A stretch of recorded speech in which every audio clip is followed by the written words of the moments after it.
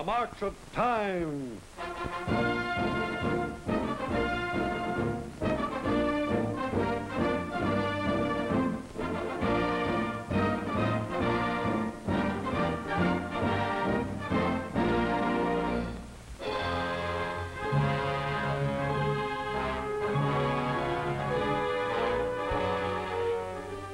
In many a U.S. home, conversations in recent years have been taking a turn to a topic of importance to all Americans. Well, that's Cologne. It got blitzed worse than Frankfurt. Well, that's us in Berlin with some Russians. This one is Dmitri Andreev. He's a sergeant in charge of a detail. Russians. We should have cracked down on those bums at the end of the wall. I can't understand what this fuss with the Russians is all about. Ones I met were good guys. We worked together, right?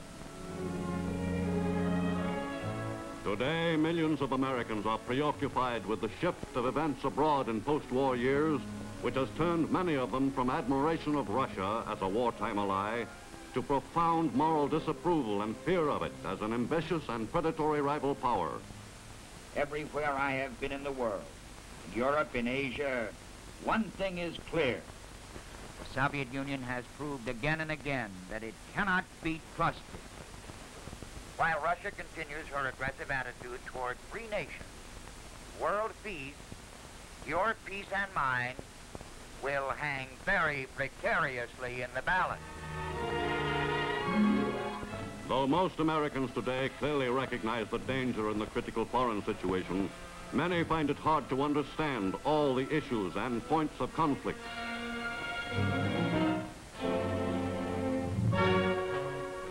But clear in the record of Russia's post-war years is the long and calculated series of moves which have made the Soviet Union the #1 menace to the peace of the world. Russia's leaders, bent on one goal, world domination, are moving with single-minded purpose toward that goal. Implacably opposed to America's economic system, Russia faces the United States across a world which is shrinking fast.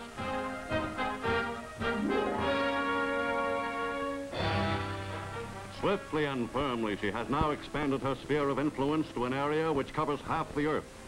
Her tactics range from infiltration to overthrow of the governments in power.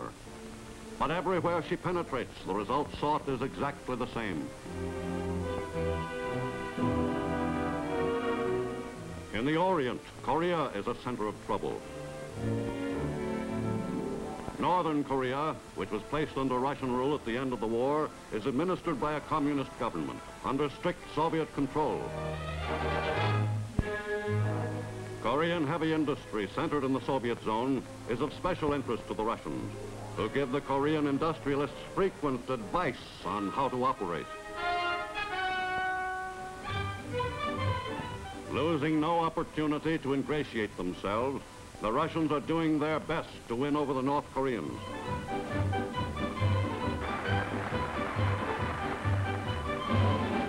In southern Korea, in the American zone, native communists, inspired by their brothers to the north, have succeeded in vastly complicating American plans for Korean self-rule. China, with its immense land area and population, is today one of the great danger points in the world's struggle against communism. Its nationalist armies, weakened by misgovernment and corruption through years of civil war, have been forced to surrender hundreds of thousands of square miles of territory to the Chinese Reds. Fleeing southward, out of the path of the advancing communist troops, China's new refugees epitomize the sorry economic and military plight of their nation. Throughout the colonial countries of Southeast Asia, communists are at the center of every movement to wipe out the hated symbols of European rule. The British in Burma and Malaya, like other Europeans in the area, are today faced with communist-inspired revolt, which has demanded the mustering of all their immediate strength. To suppress terrorist uprisings by communist guerrillas, the British garrison has been reinforced by troops from home.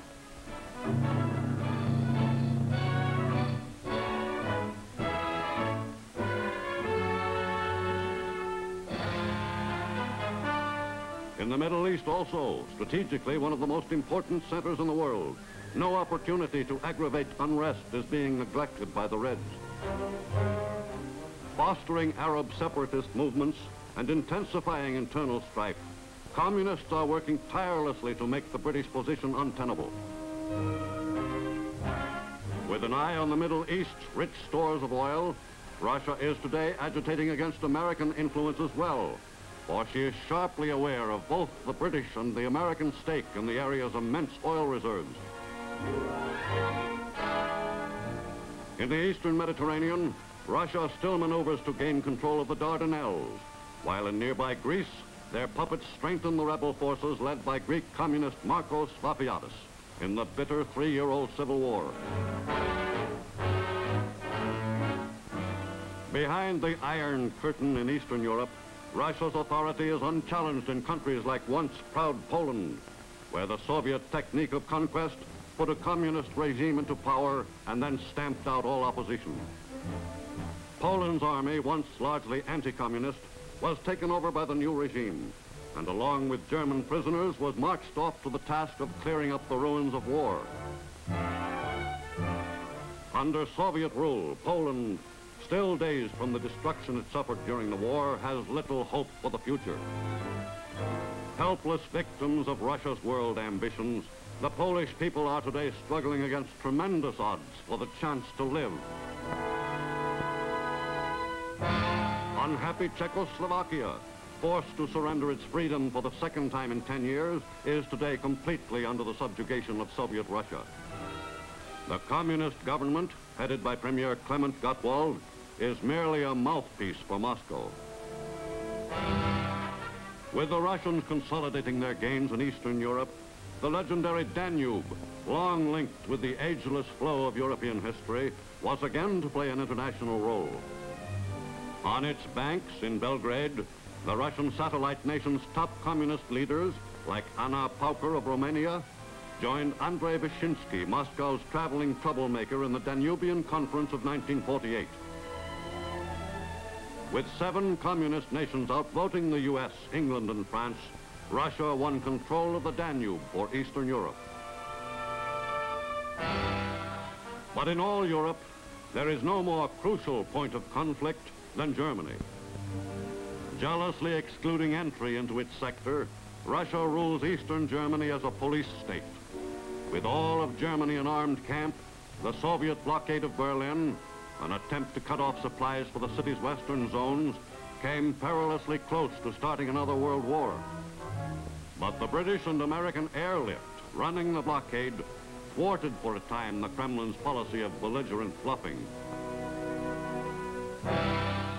In Western Europe, Russia is boring from within. The French Communist Party, directed by Moscow-trained leaders, won an impressive following among the French people in the uncertain years after the end of the war. With inflation spiraling upward, the nation's already shaky financial structure was further unsettled by the constant pressure of the communists for higher wages. In the autumn of 1948, a crippling coal strike, led by communist-dominated miners, plunged France deeper into economic misery. This political strike cost France some 4 million tons of coal in 1 month. Faced with an acute emergency, the government finally sent into action 40,000 troops and police reserves, who promptly chased the strikers from the occupied mines.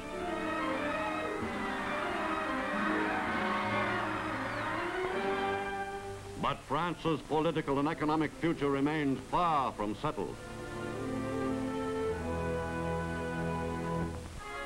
In the Security Council of the United Nations, grappling with the post-war problems of Europe and the world, representatives of the major nations have been attempting to arrive at agreement on issues vital to world peace. Will those in favor please raise their hands? But dissenting votes from the Russian bloc regularly obstruct most proposals.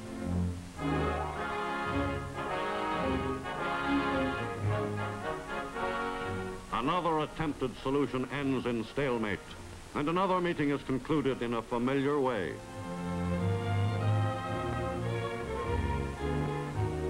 With Russia continuing on its uncompromising course, many persons in freedom-loving countries, among them Winston Churchill, feel that the future of the world is in the hands of the United States.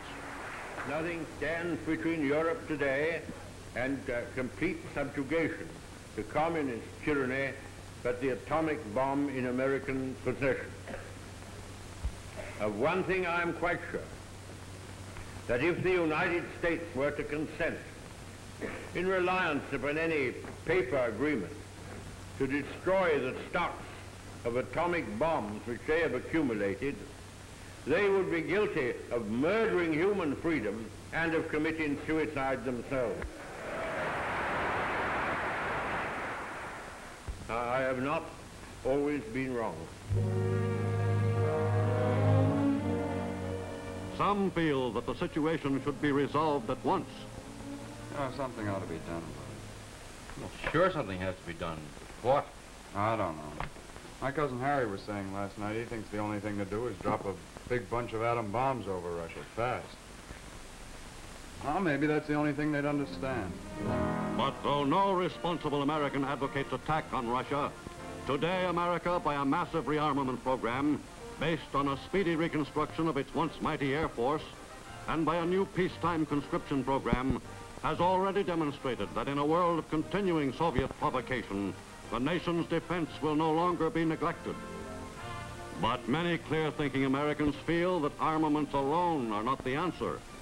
In the summer of 1947, Secretary of State Marshall had proposed to aid the nations of Europe. Money and supplies to get them on a sound operating basis and, coincidentally, to strengthen them against Soviet aggression were later made part of the plan.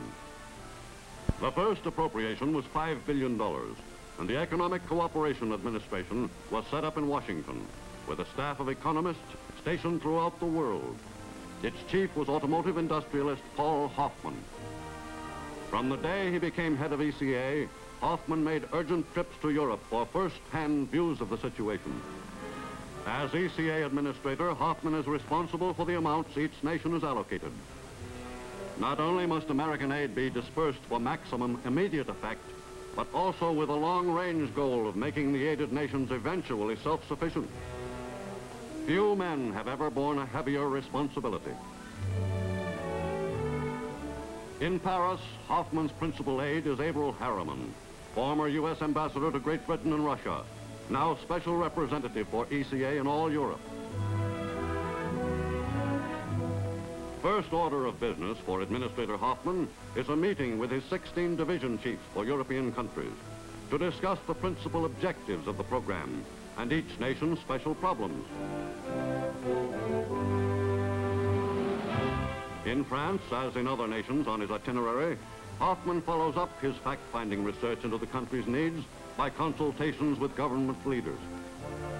Hoffman and Foreign Minister Schuman had agreed that the ECA's first $648 million allocated to France should go in part toward rebuilding French industry, which, though still functioning, is hopelessly antiquated by American standards. Of equal importance is the distribution of new equipment to enable French farmers to increase the country's food supply.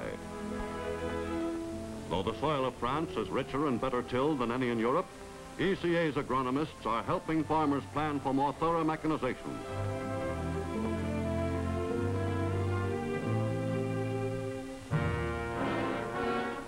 In Italy, the problem of stabilizing the lira has been helped by ECA's $312 million. Hoffman is able to congratulate Premier de Gasperi and his minister Count Sforza on the country's progress and its stand against the communists.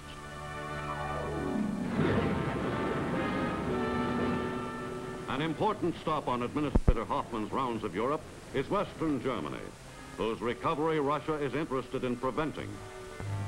Careful planning for the use of the $324 million allotted has helped Western Germany temporarily to its feet. A halt in the dismantling of German industry and the use of the ECA appropriation were heartening to the Western zones, and in a 2-month period, production increased by 20%.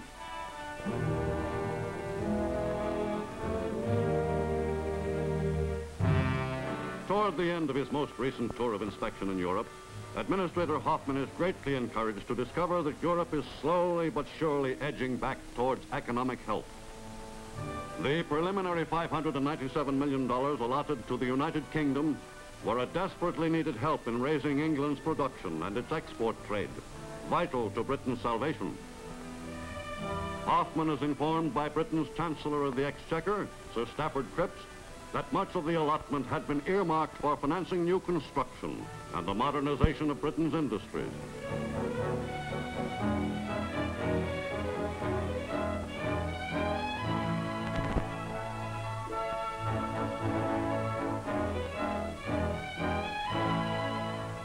This streamlining of production facilities has already had a tonic effect on England's workers, who are constantly reminded of the country's economic situation and a drive for continuing effort.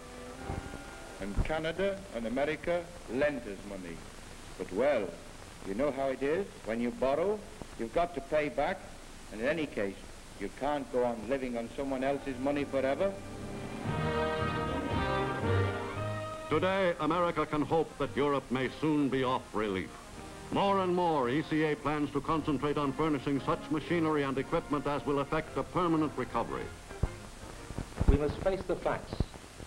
There have been 2 terrible wars during our lifetime because the free nations of the world failed to unite in their common interest. Today, our aid to the free nations of Europe is helping them to resist dictatorship. Our continued aid to those nations is the strongest contribution we can make to the cause of peace.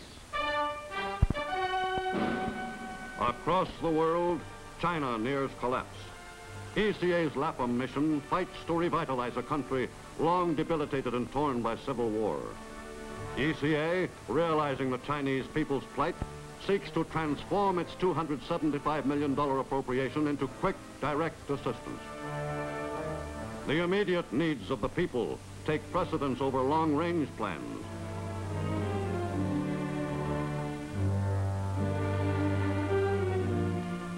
ECA funds allocated thus far have been used chiefly for food, cotton, petroleum products, and other staples desperately required for sustaining life. In the first few months, ECA delivered more than $100 million of aid to China, and distribution was on schedule. But at year's end, time was running out. Contingent on military and political developments were those production projects that would teach China to work for increased output and to stabilize her economy.